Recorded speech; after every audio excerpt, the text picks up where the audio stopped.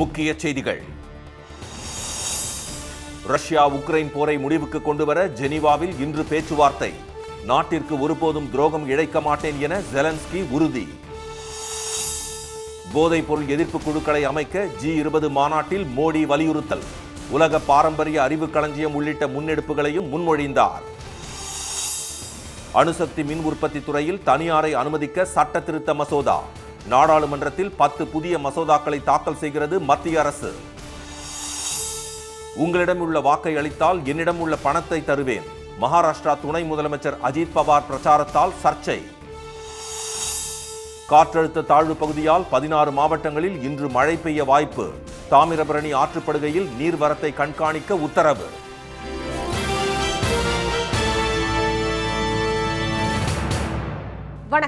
வணக்கம். Russia Ukraine இடையே போரை முடிவுக்கு கொண்டுவர ஜெனீவாவில் பேச்சுவார்த்தை நடத்த அமெரிக்கா ஏற்பாடு செய்துள்ள நிலையில் நாட்டிற்கு ஒருபோதும் துரோகம் செய்ய மாட்டேன் என்று உக்ரைன் அதிபர் ஜெலன்ஸ்கி தெரிவித்துள்ளார். ரஷ்யா உக்ரைன் இடையே கடந்த 2022ஆம் ஆண்டில் இருந்து போர் நடந்து வருகிறது. 3.5 ஆண்டுகளை கடந்து நடைபெற்று வரும் இந்த போரை நிறுத்த அமெரிக்க அதிபர் முயற்சிகளை மேற்கொண்டு வருகிறார். உக்ரைன் அதிபர் ஜெலன்ஸ்கியை வெள்ளை மாளிகைக்கு அழைத்து பேச்சுவார்த்தை நடத்திய அவர் ரஷ்ய அதிபர் புதினுடன் அலாஸ்காவில் ஆலோசனை நடத்தினார்.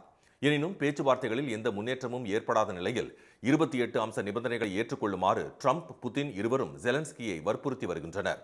இதைத் தொடர்ந்து ஜெனீவாவில் உக்ரைனுடன் இன்று பேச்சுவார்த்தை நடைபெறுகிறது. அதைத் தொடர்ந்து ரஷ்யாவுடன் பேச்சுவார்த்தை நடைபெறவுள்ளது. ரஷ்யா உக்ரைன் போரை முடிவுக்கு கொண்டு வந்தே ஆக வேண்டும் என்று ட்ரம்ப் செய்தியாளர்களிடம் கூறினார். இந்நிலையில் எந்த ஒரு ராஜதந்திர முயற்சிகளையும் சீர்குலைக்கும் வகையில் உக்ரைன் நடந்து கொள்ளாது என்று அமைதி பேச்சுவார்த்தை குறித்து ஜெலன்ஸ்கி கூறியுள்ளார். நாட்டிற்கு ஒருபோதும் துரோகம் செய்ய மாட்டேன் என்று உறுதியளித்துள்ள அவர் உண்மையான அமைதி, உத்தரவாதமான பாதுகாப்பு ஆகியவற்றின் அடிப்படையிலேயே ஒப்பந்தம் ஏற்பட வேண்டும் என்று தெரிவித்துள்ளார். இதனிடையே தென்னாப்பிரிக்க தலைநகர் ஜோஹனஸ்பர்கில் நடைபெற்று வரும் G20 மாநாட்டில் உறுப்பு நாடுகள் உள்ளிட்ட 40 நாடுகளின் தலைவர்கள் உக்ரைன் ரஷ்யா போர் நிறுத்தம் குறித்து ஆலோசனை நடத்தினர். பின்னர் செய்தியாளர்களிடம் பேசிய இங்கிலாந்து பிரதமர் கியர் ஸ்டார்மர் ஜெனீவா பேச்சுவார்த்தையில் அமைதி ஒப்பந்தம் ஏற்படும் என்று நம்பிக்கை தெரிவித்தார். G20 மாநாட்டில் பங்கேற்று உரையாற்றிய பிரதமர் திரு மோடி உலகளாவிய மருத்துவ குழுவின் தேவை, போதைப் பொருள் பயங்கரவாத எதிர்ப்பு குழுக்களை அமைப்பது, சர்வதேச அளவில் சட்டவிரோத பண பரிமாற்றத்தை தடுக்க நடவடிக்கை எடுத்தல் ஆகியவை குறித்து வலியுறுத்தினார். G20 அமைப்பின் கீழ் உலக பாரம்பரிய அறிவு களஞ்சியம் உருவாக்கப்படுதல், ஆப்பிரிக்க இளைஞர்களுக்கு திறன் மேம்பாடு வழங்கப்படுதல் உள்ளிட்ட புதிய முன்னெடுப்புகளையும் அவர் முன்மொழிந்தார்.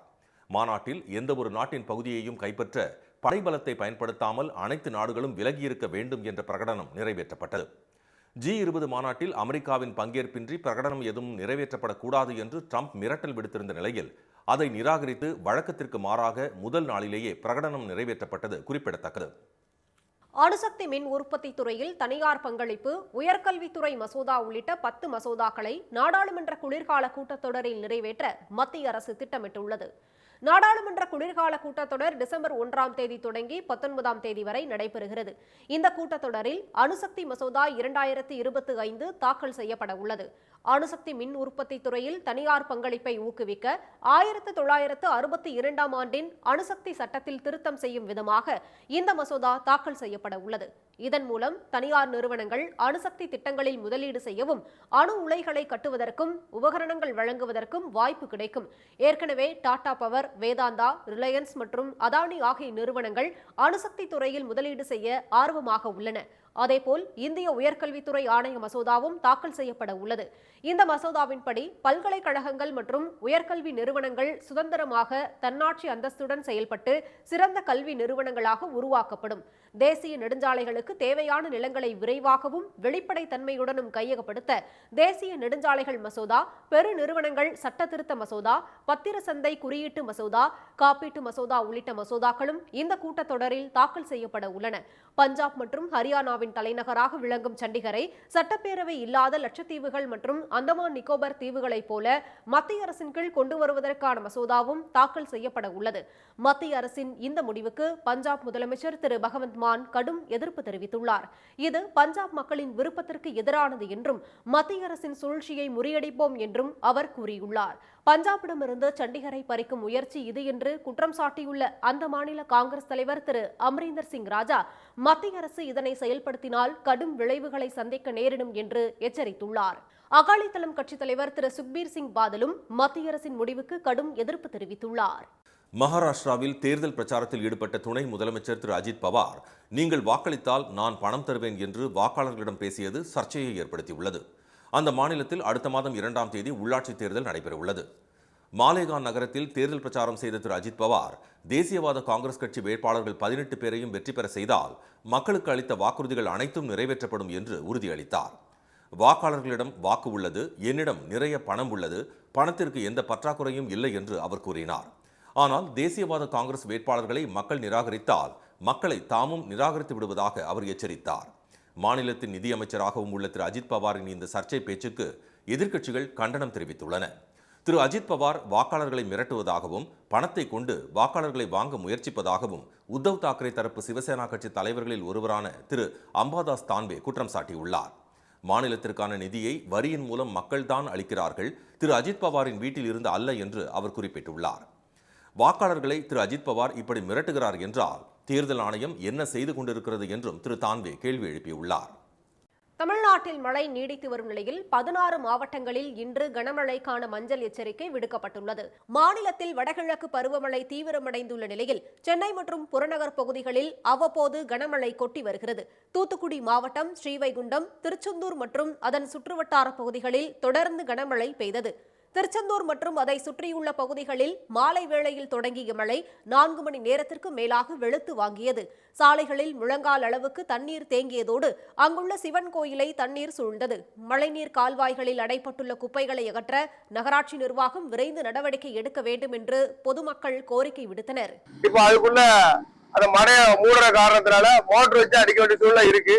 இது தொடர்ந்து நடந்துகிட்டு இருக்கு. கோயிலுக்கு வர பக்தர்கள், தினசரி போற பக்தர்கள் ரொம்ப அவசியப்பட்டு கோயில் முழுதும் ஒரே மழை தண்ணியா தான் இருக்கு. இதை உடனடியா ஒரு முறையான நடவடிக்கை எடுத்து அதோடைய அந்த பகுதி தண்ணியை பின்னாடி கொண்டு போறதுக்கு இந்த நிர்வாகம் உடனே செய்ய வேண்டும். தூத்துக்குடி மாவட்டத்தில் பரவலாக மழை பெய்து வரும் நிலையில் தாமிரபரணி ஆற்றுப்படுகை மற்றும் திருவைகுண்டம் அணைக்கட்டு உள்ளிட்ட அணைகளின் நீர்வரத்தை கண்காணிக்க மாவட்ட நிர்வாகம் அறிவுறுத்தியுள்ளது. நெல்லை மாவட்டம் அம்பாசமுத்திரம் அருகே உள்ள மணிமுத்தாறு அருவியில் வெள்ளப்பெருக்கு ஏற்பட்டுள்ளதால் குளிக்க தடை நீட்டிக்கப்பட்டுள்ளது. தஞ்சை மாவட்டம் பட்டுக்கோட்டை, கும்பகோணம், திண்டுக்கல் மாவட்டம் பழனி, நத்தம் உள்ளிட்ட இடங்களில் பெய்த மழையால் இதமான சூழல் நிலவியது. தென்காசி மாவட்டம் சங்கரன்கோவில், நாமக்கல் மாவட்டம் திருச்செங்கோடு சுற்றுவட்டார பகுதிகளிலும் பெரம்பலூர் மாவட்டத்திலும் இடி மின்னலுடன் மழை பெய்தது.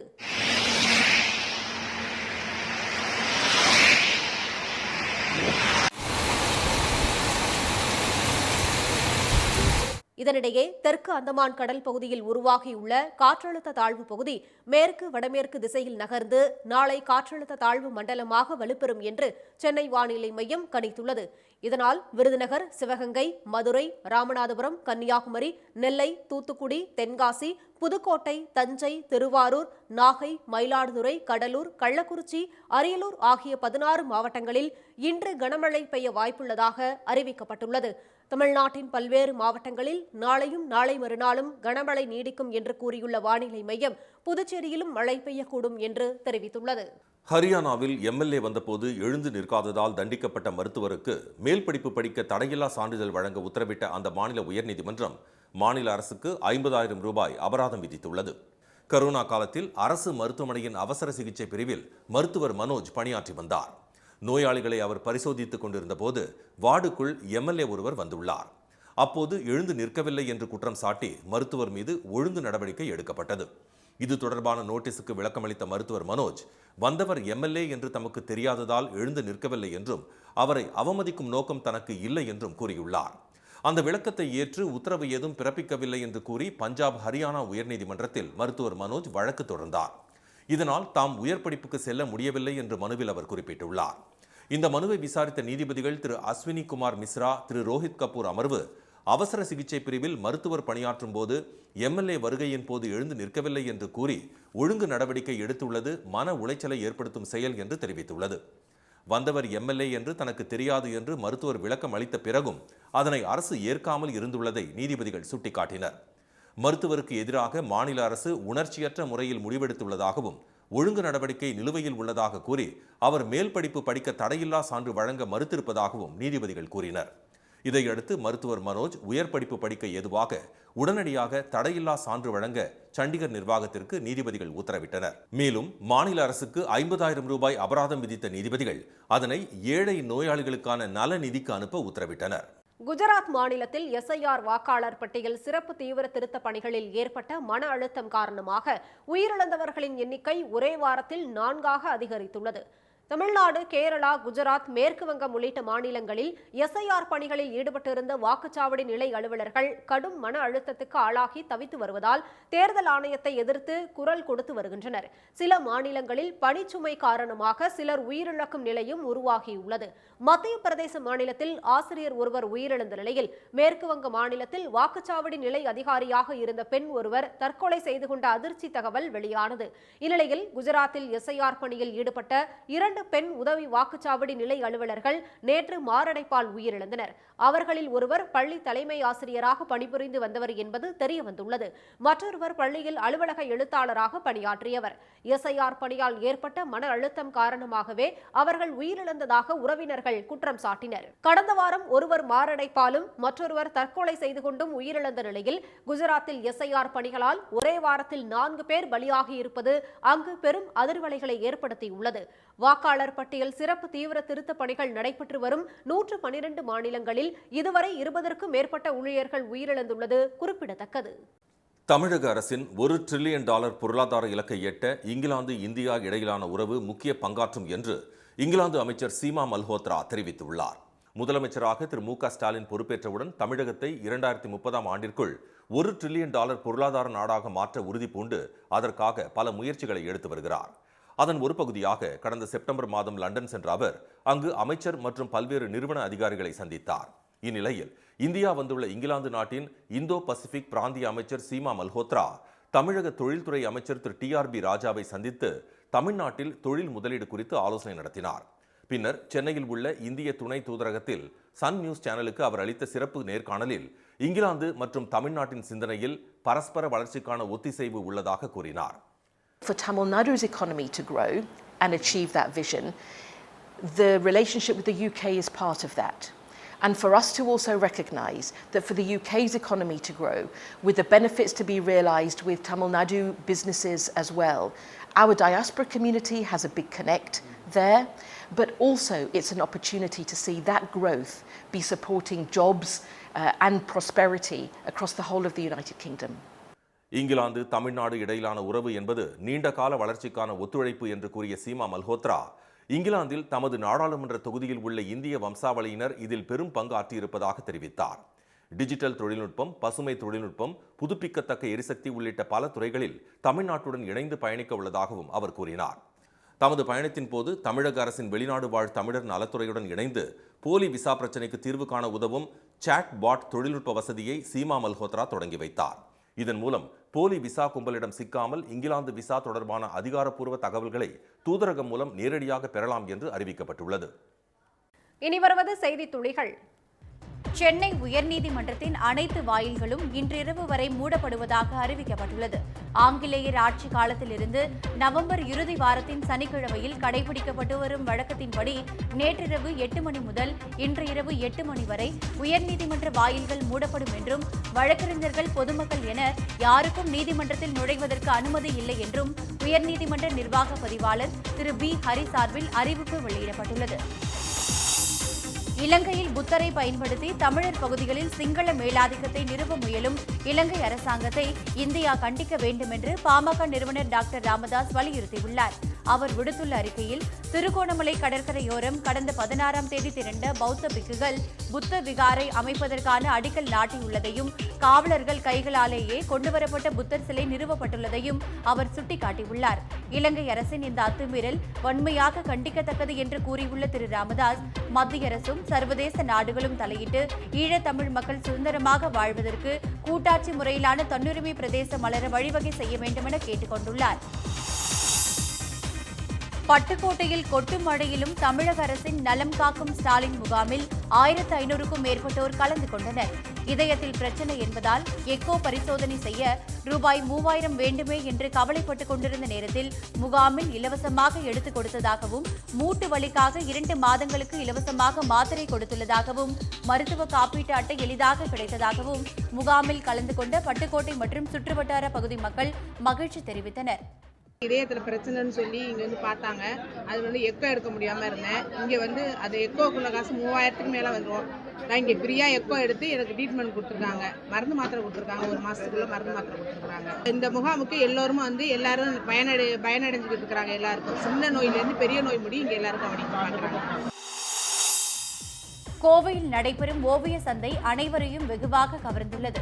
கோயம்புத்தூர் விழாவின் ஒரு பகுதியாக ரிஃப்ளெக்ஷன்ஸ் என்ற கருப்பொருளை மையமாக கொண்டு கடந்த 14ஆம் தேதி முதல் நடைபெற்று வரும் இந்த ஓவிய சந்தையில் நாட்டின் பல்வேறு பகுதிகளில் இருந்து வந்துள்ள கலைஞர்கள் படைப்புகளை காட்சிப்படுத்தி இருந்தனர். ரேஸ்கோர்ஸ் பகுதியில் உள்ள அரசு கலைக்கல்லூரி மைதானத்தில் அமைக்கப்பட்டுள்ள இந்த ஓவிய சந்தையில் இடம்பெற்றுள்ள பல்வேறு விதமான படைப்புகள் பார்வையாளர்களை ரசிக்க வைத்தன. மேற்கு தொடர்ச்சி மலையில் பெய்து வரும் தொடர் மழையால் நெல்லை மாவட்டம் திருக்குறுங்குடிமலை நம்பி கோயிலுக்கு பக்தர்கள் செல்ல மறு அறிவிப்பு வரும் வரை வனத்துறை தடை விதித்துள்ளது. களக்காடு மேற்கு தொடர்ச்சி மலைப்பகுதியில் பெய்து வரும் மழை காரணமாக நம்பி ஆற்றின் நீர்வரத்து அதிகரித்துள்ளது. மழையின் தன்மையை பொறுத்து பக்தர்களுக்கான அனுமதி குறித்து பின்னர் அறிவிக்கப்படும் என வனத்துறையினர் தெரிவித்துள்ளனர். சேலம் மாவட்டம் சங்ககிரியில் செயல்பட்டு வரும் இயற்கை மற்றும் யோகா மருத்துவக் கல்லூரியில் 4500 மாணவர்கள் இணைந்து காந்தியடிகளின் தோற்றத்தை உருவாக்கி அசத்தினர். தேசிய இயற்கை மருத்துவ தினத்தை முன்னிட்டு நடைபெற்ற விழிப்புணர்வு நிகழ்ச்சியில் கலந்து கொண்ட 22 இயற்கை யோகா மருத்துவக் கல்லூரிகளைச் சேர்ந்த மாணவர்களும் மருத்துவர்களும் மகாத்மாவின் உருவத்தை உருவாக்கி மகிழ்ந்தனர். பெல்ஜியத்திலிருந்து மதுரை வந்த 29 ஹாக்கி வீரர்களுக்கு பிரம்மாண்ட வரவேற்பு அளிக்கப்பட்டது. மதுரையில் 28ஆம் தேதி தொடங்கவுள்ள உலகக்கோப்பை ஜூனியர் ஹாக்கி போட்டியில் பங்கேற்க பெல்ஜியத்திலிருந்து 29 வீரர்களுக்கு மதுரை விமான நிலையத்தில் அரசு சார்பில் தமிழர்களின் பாரம்பரிய முறைப்படி நெற்றி திலகமிட்டும், பட்டு துண்டுகள் அணிந்தும், சந்தன மாலை அணிவித்தும், மேல தாளங்களுடன் செண்டை மேளம் மற்றும் ஒயிலாட்டம் கரகாட்டத்துடன் பிரம்மாண்ட வரவேற்பு அளிக்கப்பட்டது. மதுரையில் சர்வதேச தரத்தில் அமைக்கப்பட்டுள்ள ஹாக்கி மைதானத்தை துணை முதலமைச்சர் திரு உதயநிதி திறந்து வைத்தார். செஸ், ஒலிம்பியாட், ஃபார்முலா கார்பந்தயம், அலைசறுக்கு, டென்னிஸ் என சர்வதேச அளவிலான போட்டிகளை தமிழ்நாட்டில் நடத்தி வரும் தமிழக அரசு அந்த வரிசையில் 14வது ஜூனியர் ஹாக்கி உலகக்கோப்பை தொடரை சென்னை மற்றும் மதுரையில் வரும் 28ஆம் தேதி முதல் டிசம்பர் 10ஆம் தேதி வரை நடத்துகிறது. இதற்காக மதுரையில் ரூபாய் 20 கோடி செலவில் சர்வதேச தரத்தில் புதுப்பிக்கப்பட்ட பிரம்மாண்ட ஹாக்கி மைதானம் அமைக்கப்பட்டுள்ளது. 1500 பேர் அமரும் வகையில் பார்வையாளர் மாடம், வீரர்கள் தங்கும் அறைகள், அவசர மருத்துவ மையம் உள்ளிட்ட பல்வேறு அம்சங்கள் இடம்பெற்றுள்ள அந்த மைதானத்தை திரு உதயநிதி திறந்து வைத்தார். அப்போது மைதானத்தின் இரு புறங்களில் இருந்தும் தண்ணீர் பீச்சி அடித்து வரவேற்பு அளிக்கப்பட்டது. அதனைத் தொடர்ந்து திரு உதயநிதியுடன் ஹாக்கி வீரர்கள் புகைப்படம் எடுத்துக் கொண்டனர். பின்னர் மைதானத்தில் நடைபெற்ற காட்சி போட்டியை அவர் தொடங்கி வைத்தார். ஜூனியர் ஹாக்கி உலகக்கோப்பை தொடரில் ஜெர்மனி, அயர்லாந்து, பெல்ஜியம் உட்பட 24 அணிகள் பங்கேற்க உள்ளன. வரும் 28ஆம் தேதி மதுரை ரேஸ்கோர்ஸ் ஹாக்கி மைதானத்தில் தொடங்கும் முதல் ஆட்டத்தில் ஜெர்மனி, தென்னாப்பிரிக்கா அணிகள் மோதுகின்றன. மீண்டும் முக்கிய செய்திகள். ரஷ்யா உக்ரைன் இடையே போரை முடிவுக்கு கொண்டுவர ஜெனீவாவில் பேச்சுவார்த்தை நடத்த அமெரிக்கா ஏற்பாடு செய்துள்ள நிலையில் நாட்டிற்கு ஒருபோதும் துரோகம் இழைக்க மாட்டேன் என்று அதிபர் ஜெலன்ஸ்கி தெரிவித்துள்ளார். அணுசக்தி மின் உற்பத்தி துறையில் தனியார் பங்களிப்பு, உயர்கல்வித்துறை மசோதா உள்ளிட்ட 10 மசோதாக்களை நாடாளுமன்ற குளிர்கால கூட்டத்தொடரில் நிறைவேற்ற மத்திய அரசு திட்டமிட்டுள்ளது. தமிழ்நாட்டில் மழை நீடித்து வரும் நிலையில் 16 மாவட்டங்களில் இன்று கனமழைக்கான மஞ்சள் எச்சரிக்கை விடுக்கப்பட்டுள்ளது. இத்துடன் இந்த செய்திகள் நிறைவடைந்தன. மீண்டும் சன் டிவியில் செய்திகள் மாலை 6 மணிக்கு. செய்திகளை உடனுக்குடன் தெரிந்து கொள்ள QR கோடை ஸ்கேன் செய்து சன் நியூஸ் வாட்ஸ்அப் சேனலில் இணைந்திருங்கள். வணக்கம். வணக்கம்.